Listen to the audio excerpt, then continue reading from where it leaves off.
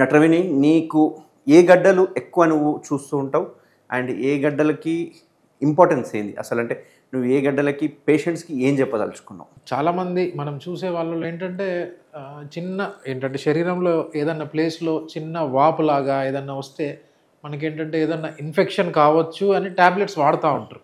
మనం ఫస్ట్గా తెలుసుకోవాలంటే మనం అనేది తెలుగులో అంటే కొవ్వుగడ్డ అంటాం, సైంటిఫిక్గా అంటే లైపోమా అంటాం. అదేంటంటే మనకి శరీరంలో ఏ ప్లేస్లో అన్నా రావచ్చు. అది ఏంటంటే క్యాన్సర్ గడ్డ అంటే కాదు, మామూలు గడ్డే. కానీ ఏంటంటే ఇది మందులతోటి తగ్గే ఛాన్సెస్ అయితే లేవు. అది ఎక్కువ శాతం మనకి ఫస్ట్ ప్లేస్ ఎక్కడ శరీరంలో అంటే మనకి నేప్ ఆఫ్ ద నెక్, మెడ వెనక భాగంలో వస్తుంటాయి. అండ్ శరీరంలో ఇంకా ఏ చోటన్నా రావచ్చు. ఎక్కువ మందికి ఏంటంటే మల్టిపుల్ ఉంటాయి శరీరంలో, ఒక్క చోట కాదు చాలా చోట్ల.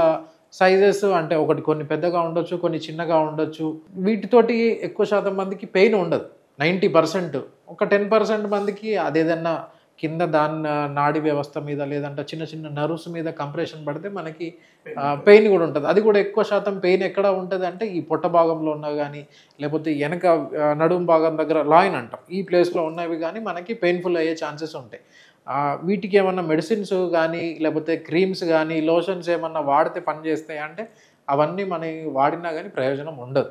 ఏంటంటే మనకున్న ఒకటే ఆప్షన్ అవి తీసేయాలి. అట్లని అవి ఉంటే నష్టమా అంటే కొన్నిసార్లు కొన్ని సందర్భాల్లో ఏమైతే అంటే అవి క్యాన్సర్గా కన్వర్ట్ అయ్యే ఛాన్సెస్ ఉంటాయి. మనకి శరీరంలో ఎక్కడైనా చిన్న గడ్డ ఉన్నా ఫస్ట్ మనకి డాక్టర్ ఒపీనియన్ తీసుకోవడం మంచిది.